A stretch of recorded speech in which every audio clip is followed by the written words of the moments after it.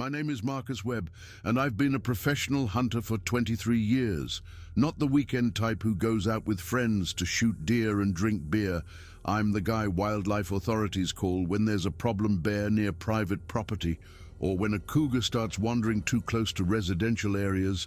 I track, I capture, and when necessary, I help resolve situations that pose risks to people. It's a job that takes experience, patience, and a deep understanding of animal behavior. I never believed in Bigfoot until the day I found one lying dead in the forests of Olympic National Park. And what I discovered connected to that creature changed everything I thought I knew. It was mid-October 2023. Elk season had just begun in Washington State, and I had a special license to hunt in a remote area of Olympic National Park near the border with Olympic National Forest. The region was known for its dense forests of Douglas fir and western hemlock, trees so old they'd been standing since before the Civil War. It was the kind of place you could walk for days without seeing another human being. I parked my Ford F-250 on an old logging road abandoned for at least 30 years. Covered in moss and ferns, I loaded my pack with supplies for 3 days, my Winchester Model 70 rifle, ammunition, first aid kit, camping tent, sleeping bag rated for 20 degrees, water filter, dehydrated meals, and my GPS. The plan was simple. Follow a deer trail I'd scouted 2 weeks earlier, set up camp near Whiskey Creek, and spend 2 days tracking mature bull elk. The hike to my campsite took about 4 hours. The trail climbed steadily through thick forest, crossing small streams and winding around huge fallen trees covered in bright green moss. When I finally reached Whiskey Creek around 3 in the afternoon, the sun was already starting to dip behind the mountains. I set up my tent in a small clearing about 50 yards from the creek, organized my gear, and started a fire. Dinner was simple: dehydrated beef stroganoff mixed with hot water. Night fell fast in that forest. By 6, it was pitch black. I kept the fire going and listened to the sounds of the night. Owls calling in the distance, the occasional snap of a branch, the steady murmur of the creek. Around 9, I was ready to sleep. I stored all my food in a bear-proof canister and hung it 100 yards from camp. Just as safety protocol demanded, I checked my rifle, made sure it was loaded but on safety, and crawled into my sleeping bag. I must have been asleep for about 3 hours when I woke up to a smell. Not the normal scent of the forest. Something else. Something wrong. It was strong and foul, the smell of decomposition, like something large had died and been rotting nearby for days. The stench was so powerful it made me nauseous. I turned on my headlamp and checked my watch. 2:47 in the morning. The fire had burned down to faint embers. I stayed inside the tent for a few minutes, listening carefully. No movement, no sounds of animals, nothing unusual except that smell, and it seemed to be getting stronger. My first thought was that a bear had dragged a carcass close to my campsite. That would be a serious problem. Bears guarding their kills are dangerous, and the last thing I wanted was to be camping near one. I grabbed my rifle, switched off the safety, and stepped out of the tent. The night was cold, probably around 40 degrees, and I could see my breath. I swept my headlamp across the camp. The smell was coming from the west, away from the creek. I started walking slowly in that direction, rifle ready. With every step, the odor grew stronger, almost unbearable. I pulled a bandana from my pocket and tied it over my nose and mouth. It barely helped. After about 200 yards through waist-high ferns and low pine branches, I saw something large and dark lying between 2 massive trees. At first, I thought it was a bear. But as I got closer and my headlamp hit it fully, I realized I was wrong. It wasn't a bear. It wasn't anything I'd ever seen before. It was a body, a massive body covered in dark, tangled hair, lying on its back with long arms stretched out to the sides. Even in the weak light, even through the rot, I could clearly see what it was. It was a Bigfoot. I'd heard the stories all my life. I grew up in Washington State, where tales of Sasquatch were as common as stories about salmon or Microsoft. Everyone knew someone who'd seen one, but I never believed. I thought they were just legends, hoaxes, or misidentified bears. But there it was, lifeless on the forest floor, as real as the trees around it. I approached slowly, heart pounding. The creature had to be at least 8.5 feet tall, maybe 9, hard to tell exactly, with the body bloated and swollen from decay. Its hair was dark brown, almost black in places, graying where it had fallen out in clumps. The face was the most shocking part. It resembled a gorilla, but not quite, flatter with a heavy brow ridge and a massive jaw.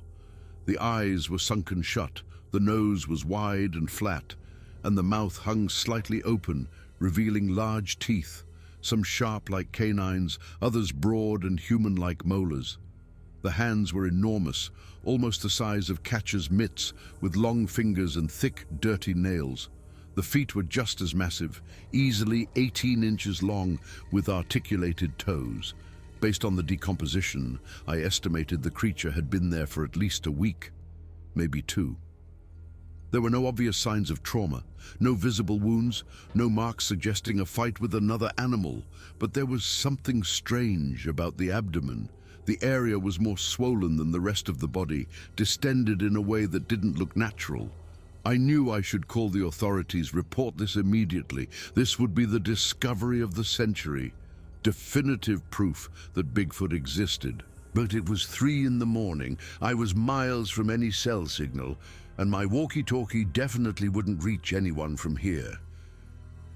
Then as I stood there staring at that impossible creature, I remembered something I'd seen in the local news about 3 weeks earlier. A woman had gone missing in the area. Sarah Mitchell, 28, from Port Angeles. She was a hiking enthusiast who loved going out on solo trails. She'd left for a 3-day hike in Olympic National Park and never came back. King County Search and Rescue had looked for her for a week without finding a single trace. That abnormal swelling in the creature's abdomen suddenly took on a terrible new meaning. I felt my stomach turn. I made a decision. I needed to know using my knife.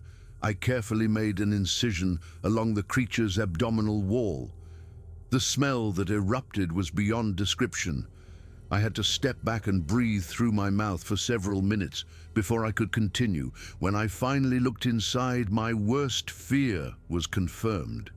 There, partially digested but still identifiable, were human remains.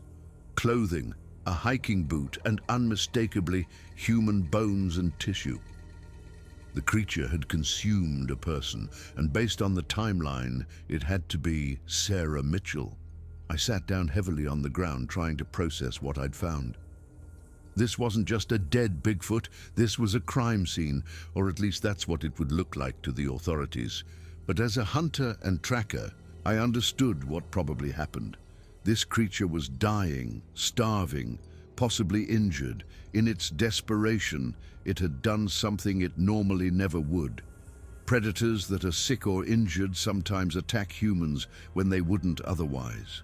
It was a tragic convergence of circumstances. I hiked back to my truck as fast as I could, drove until I got cell reception, and called the sheriff's department. Within hours, the situation escalated far beyond what I expected. First came the local deputies, then the FBI, then people in dark suits who didn't identify which agency they were from. An FBI agent named Morrison took charge of the scene.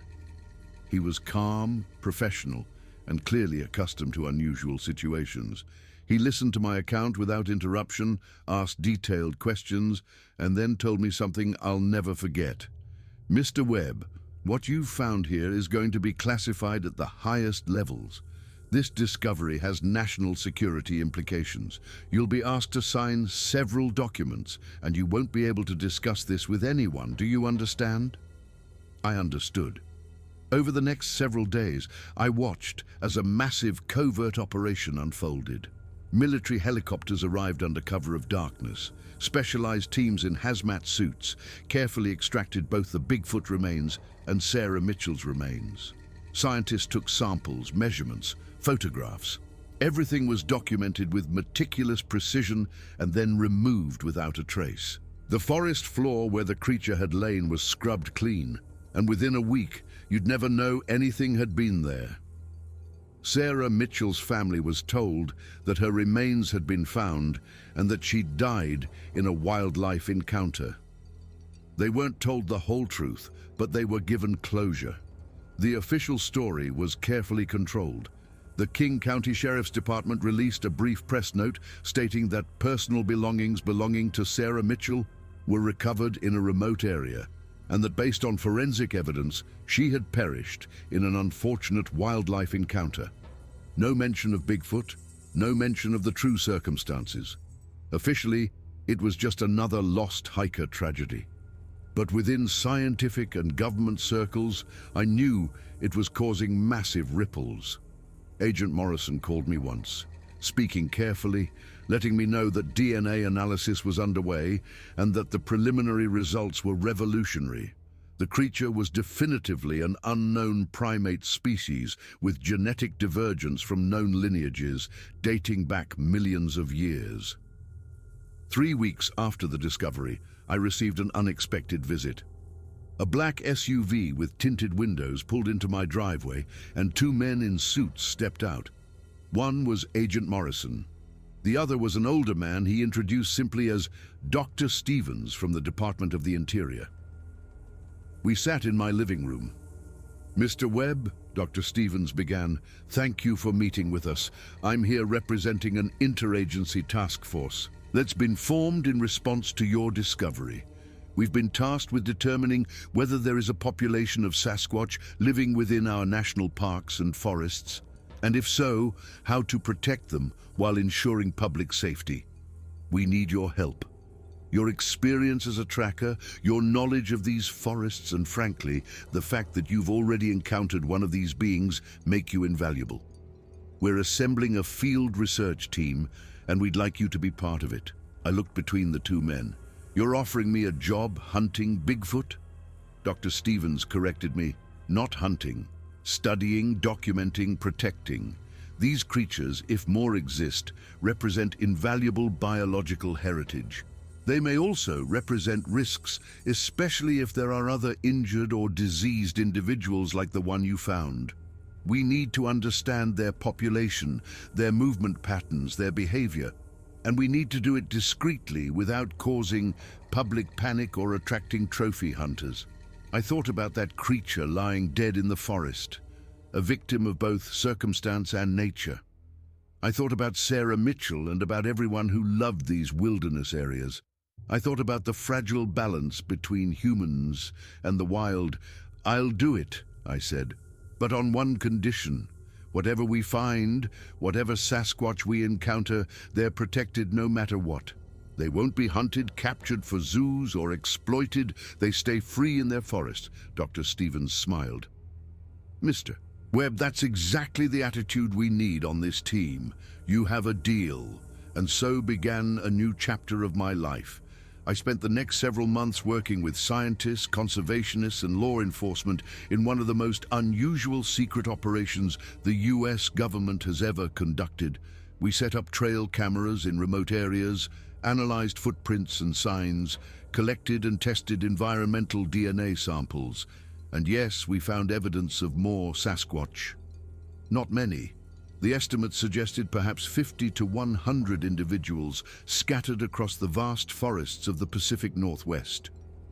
A small, vulnerable population that had survived by keeping their distance from humans and living deep within the wildest corners of the wilderness. We implemented quiet protections. Certain areas were discreetly designated off-limits for development. Patrol patterns were adjusted to give the creatures more space. Illegal traps were removed more aggressively. As for the creature I found, the necropsy confirmed what we had suspected.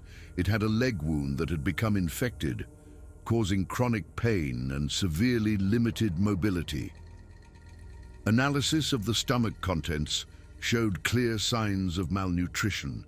The creature had been unable to hunt or forage effectively.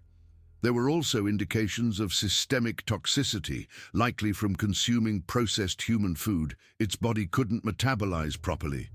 It was a perfect storm of factors that led to tragedy, a suffering, desperate creature making a decision that went against every instinct of its kind. Today, 3 years later, I still do this work. I still spend weeks in the forests tracking signs, monitoring populations, ensuring these magnificent beings can continue to exist without human interference. I've never seen another living Sasquatch. I've found footprints, signs of passage, heard distant sounds that might have been their calls, but they remain elusive as they always have. Ghosts of the forests that survived by avoiding us, and maybe that's for the best. Some things are meant to stay mysterious, to live in the shadows between the known and the unknown. My job isn't to drag these beings into the light, but to ensure the shadows where they live remain untouched and safe. The Mitchell family eventually reached out to me. It was a difficult conversation, but a necessary one. They thanked me for giving them closure, for not walking away when I could have. Sarah's father told me something I still carry with me. You gave our daughter back to us, not alive, but you gave us the truth.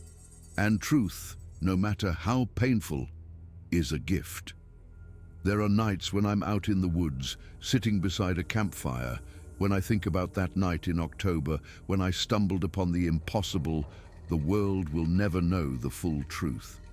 People will keep debating whether Bigfoot is real, sharing blurry photos and shaky videos, telling campfire stories, and beneath all of that, a small group of us will continue working quietly to protect these creatures, to ensure they have a place in this rapidly shrinking world, because in the end, that's what this is about.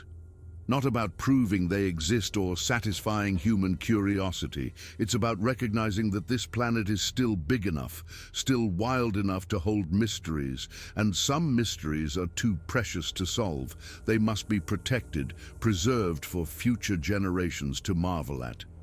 I never believed in Bigfoot, but then I found one and discovered something that changed my understanding of the world. I learned that the line between legend and reality is thinner than we think, that our forests hold secrets we are only beginning to understand, and that sometimes the greatest discoveries come with the greatest responsibilities.